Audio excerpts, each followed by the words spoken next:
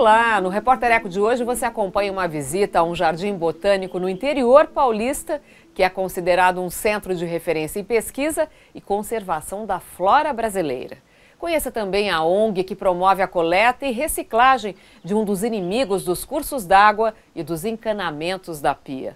E ainda um projeto inspirado em iniciativas de vários países resgata uma forma antiga de ir à escola na cidade de São Paulo.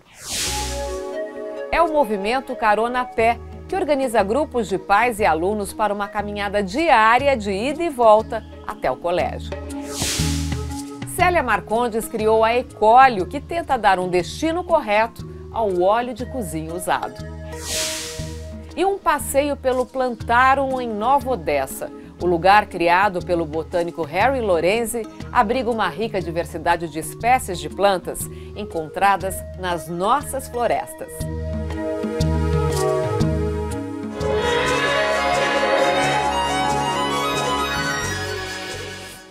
Uma professora decidiu contribuir para fortalecer a relação de pais e alunos com o meio ambiente e a cidade de São Paulo.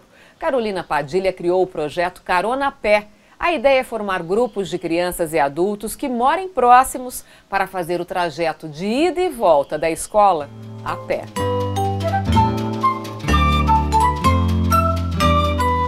Ruas arborizadas com calçadas planas, muitas bem conservadas. Na divisa entre os bairros Higienópolis e Santa Cecília, no centro de São Paulo, o ambiente ajuda para quem se dispõe a caminhar.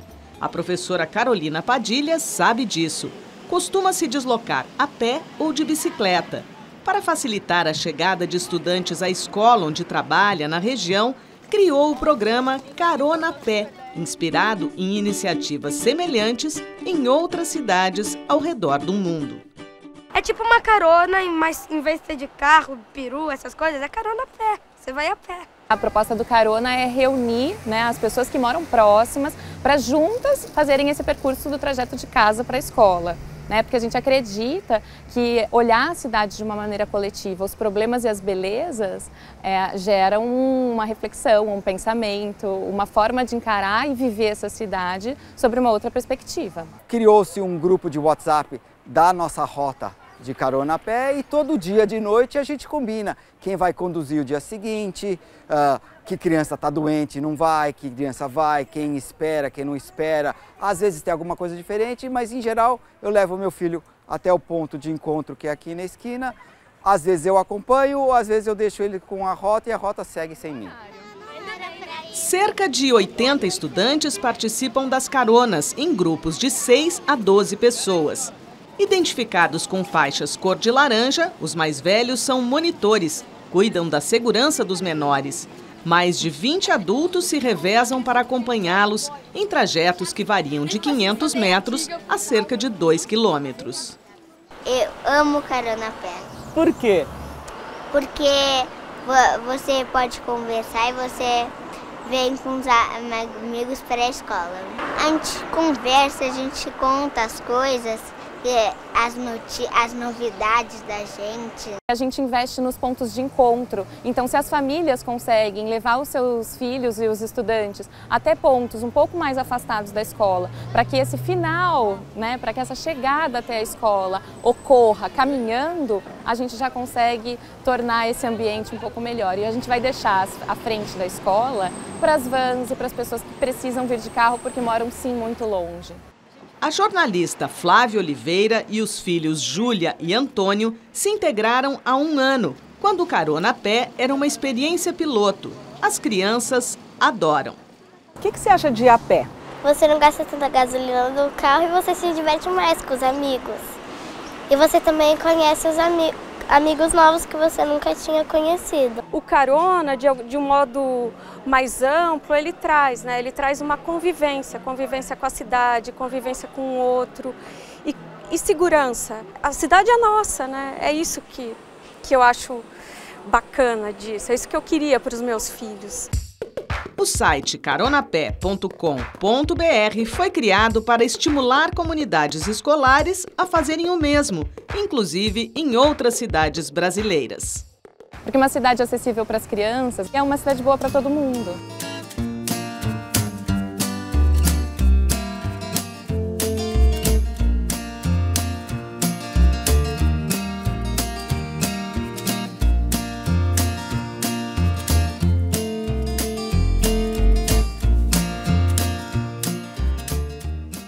Você acompanha agora alguns dos fatos e pesquisas na área de meio ambiente que tem destaque aqui no Repórter Eco. Cientistas produziram o mapa mais completo da Via Láctea. O trabalho mostra a localização de mais de 1 bilhão de estrelas.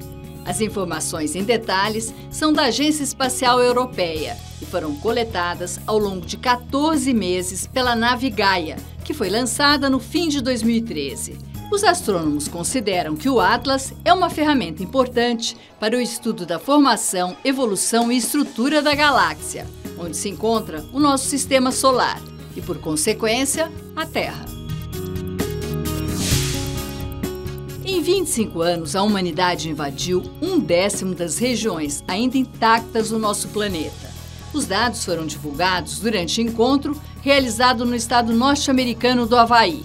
A reunião foi promovida pelo UCN, em inglês, Organização Internacional para a Conservação da Natureza.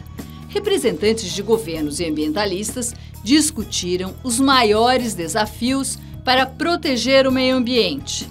Em documentos, participantes destacaram a necessidade de se manter as florestas, que são parte essencial na manutenção da biodiversidade e na proteção dos povos indígenas e para a sobrevivência de ribeirinhos e comunidades pobres. A Groenlândia quebrou o recorde de calor e degelo. Partes da camada congelada da imensa ilha no Oceano Ártico começaram a derreter mais cedo do que o normal. O fenômeno comprova a evidência de que o aumento das temperaturas no Ártico continua. No verão, a temperatura média na costa sudeste da Groenlândia foi de 8,2 graus Celsius, a mais elevada desde o início dos registros em 1885. Os ursos polares estão ficando sem o gelo, indispensável para sua sobrevivência, em 19 regiões do Polo Norte. Eles dependem do suporte dessas plataformas congeladas para caçar, se reproduzir e descansar. Quando o gelo derrete, o urso polar tem que nadar longas distâncias em busca de terra firme e acabam morrendo de fome no trajeto. Restam cerca de 25 mil animais de uma das espécies de carnívoros mais ameaçadas pelo aquecimento global. O Brasil ratificou o Acordo de Paris. O documento das Nações Unidas estabelece um esforço mundial para reduzir as emissões de gases do efeito estufa. O objetivo é limitar o aumento da temperatura na Terra a 2 graus Celsius até 2100. O governo brasileiro se compromete em diminuir em 37% suas emissões, tomando como base o ano de 2005. Também diz que vai zerar o corte ilegal de floresta até 2030. O próximo passo é definir um plano para colocar em prática suas metas. Para entrar em vigor, o acordo internacional precisa ser ratificado por pelo menos 55 países, responsáveis por 55% das emissões mundiais de carbono. A ONG Ecolio incentiva a reciclagem de óleo de cozinha usado. Faz uma ponte entre o consumidor, os postos de entrega e as empresas recicladoras. E ainda ajuda a melhorar a renda de quem trabalha na coleta do material.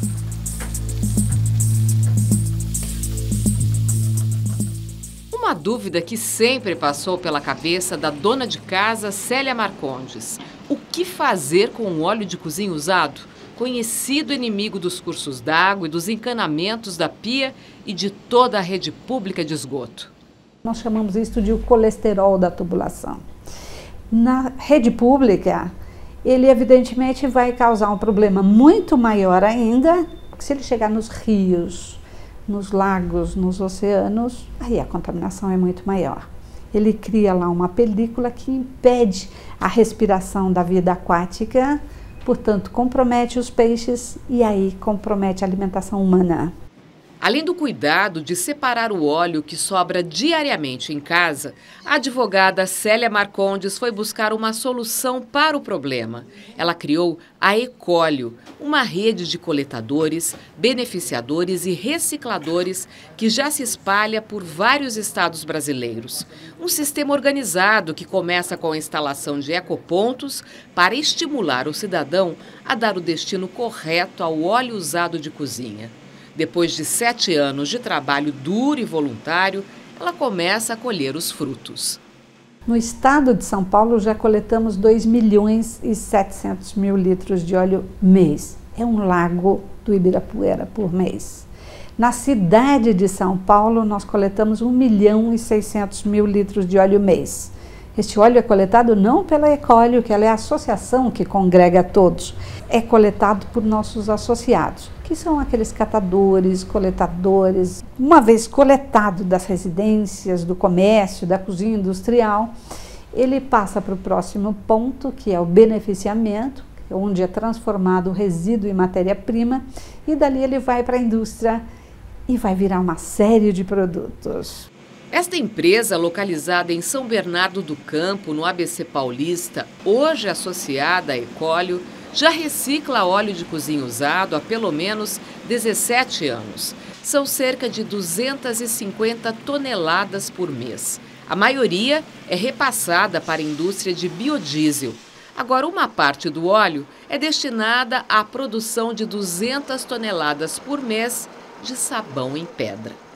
70% do óleo que é arrecadado na rede vai para biodiesel. Mas você pode fazer tintas e vernizes, ração animal, velas, desmoldantes, lubrificantes, massa para vidraceiro, acendedor de churrasqueira, ou seja, uma infinidade de produtos que dentre eles é um mais conhecido, que é o sabão. Apesar da mobilização, a idealizadora da Ecólio admite: só 10% do produto usado é reciclado. Então nós ainda temos 90% para ir buscar e precisamos então de um grande apelo para a população que o óleo não se joga fora. Mesmo porque o fora não existe, o fora é aqui mesmo, o nosso ambiente. O maior desafio para a Célia é tornar a reciclagem do óleo usado de cozinha uma obrigação para todo brasileiro. E essa obrigação vai, segundo a política nacional, desde o produtor ou importador do óleo, então nós abrangeríamos todos os produtores de óleo nacionais e os importadores de óleo internacional. E isto vai até quem descarta o óleo no último minuto, que é a dona de casa, o dono do restaurante, o cozinheiro. É isto passando por políticas públicas em todos os níveis de governo e ajuda das indústrias de óleo. Ou seja, estamos todos no mesmo barco. Então, todos temos que remar na mesma direção.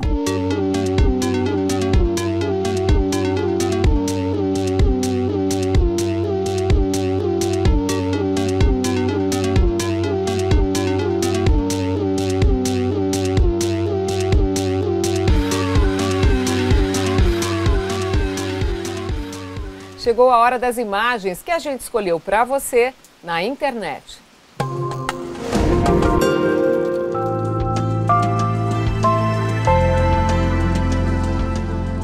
Um tesouro natural do mundo subterrâneo. A Gruta Azul é um dos lugares mais conhecidos de Capri. A famosa ilha italiana fica no Golfo de Nápoles, no Mar de Tirreno, a poucos quilômetros do continente. A gruta tem cerca de 60 metros de comprimento por 25 de largura. A entrada é tão estreita que o turista tem que ficar quase deitado em pequenos botes. O barqueiro puxa uma corrente de ferro para fazer o passeio de apenas 5 minutos de duração. Logo adiante, o espetáculo. A água de um azul brilhante toma conta do cenário. Tonalidade é produzida pelo fenômeno de refração de duas fontes de luz, uma emitida pela pequena abertura e outra de uma cavidade maior que fica logo abaixo da entrada da caverna. O resultado é uma superfície iluminada como o céu. A Gruta Azul de Capri, uma paisagem de rara beleza da costa italiana.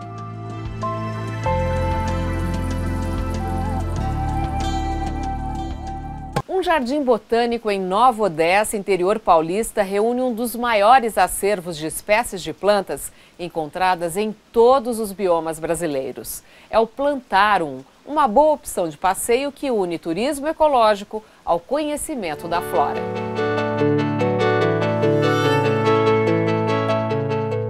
Uma casa imponente em estilo colonial, com jardim de flores coloridas, onde o bem-te-vi aproveita o sol da manhã. A entrada do Jardim Botânico Plantarum, em Nova Odessa, a cerca de 120 quilômetros da capital paulista, está cercada de árvores nativas do Brasil. A jabuticabeira começa a encher de frutos para a alegria das aves. De carona nas folhas do pau-brasil, a abelha ignora o vento e trabalha na colmeia. O João de Barro construiu uma casa mais sólida. Móveis e objetos da recepção, entre eles o sofá do século XIX, foram escolhidos por uma razão especial. Essa arquitetura colonial paulista, ela veio da necessidade que nós sentimos de resgatar a história do interior do estado de São Paulo. Que se hoje o estado de São Paulo é o mais rico do Brasil, é devido a duas culturas de planta, que foi a cana-de-açúcar e o café. Foram essas duas culturas que alavancaram a economia do estado. No quadro estão em destaque os livros do idealizador do espaço, publicados desde a década de 70. Também foi ele quem organizou este herbário, a coleção científica de plantas secas, com cerca de 25 mil amostras, e a carpoteca, com frutos desidratados de mais de 700 espécies. O engenheiro agrônomo Harry Lorenzi, que nasceu e cresceu na zona rural em Santa Catarina e sempre sonhou seguir a profissão, conta como começou a história do Jardim Botânico Plantarum. Desde os anos 70 eu faço expedições para o Brasil afora, coletando plantas e sempre deparava com plantas interessantes que eu gostaria de cultivar. Na época eu não possuía nenhuma área, mas cultivava na terra dos outros, tal, até que esse sonho um dia se realizou. Em 1998 conseguimos comprar essa área. E a partir daí, muita coisa repatriamos da terra dos outros, que foi possível, e trouxemos para cá. A área de cerca de 9 hectares continuou recebendo plantas coletadas nas expedições. Hoje, a coleção tem cerca de 4 mil espécies, a maioria da flora brasileira. Entre elas, esta que é uma das menores palmeiras do mundo, o butiazinho mirim. Nativa do Cerrado, considerada extinta na natureza desde a década de 30, foi encontrada no sul do Mato Grosso. A corticeira brasileira, popularmente chamada de Chico Pires, estava no terreno e foi mantida. Aqui era uma antiga fábrica de lançadeiras, que era uma peça utilizada na tecelagem. Mas com o tempo essa peça ficou obsoleta, a fábrica fechou e essa área ficou muito tempo desativada. As únicas espécies praticamente de planta que existia aqui era abacate e manga, muito formigueiro, muito cupim, e aí a gente começou a recuperar ambientalmente essa área. Neste ambiente, 2 jardins mostram a relação das plantas com a água. Ali em cima está o Jardim Rupícola, onde a água passa, é totalmente drenada e vai embora. Ela vai alimentar este lago, onde estão as espécies que dependem da água em abundância. O destaque é para a beleza da ninféia azul. Ao redor do lago, várias plantas aquáticas brasileiras, como o agriãozinho d'água de Minas Gerais e a samambaia aquática do Pantanal mato-grossense.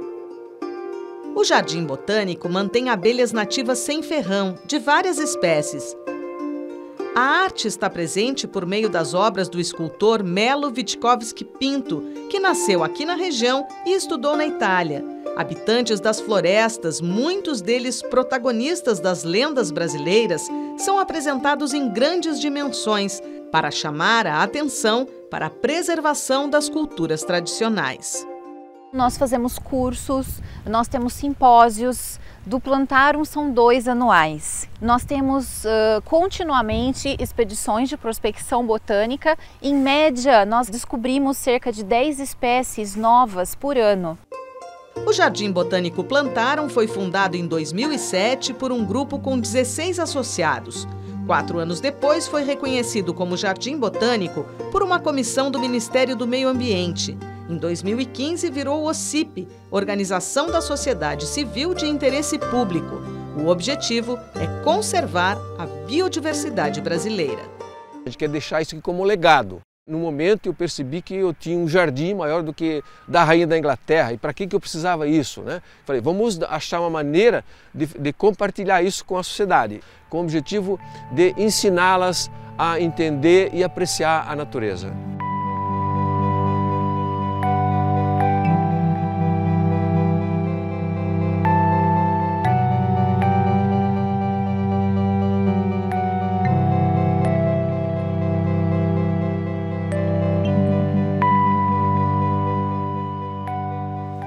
Você pode rever as reportagens pela internet. Anote o nosso site, tvcultura.com.br/repórtereco. Também pelo youtube.com/repórtereco, TV Cultura, tudo junto. E não esqueça de curtir a página do programa no Facebook. E a gente encerra hoje com uma frase do psicanalista, educador e escritor Rubem Alves. Permaneceremos humanos enquanto existir em nós a esperança da beleza e da alegria. Repórter Eco, até o próximo programa.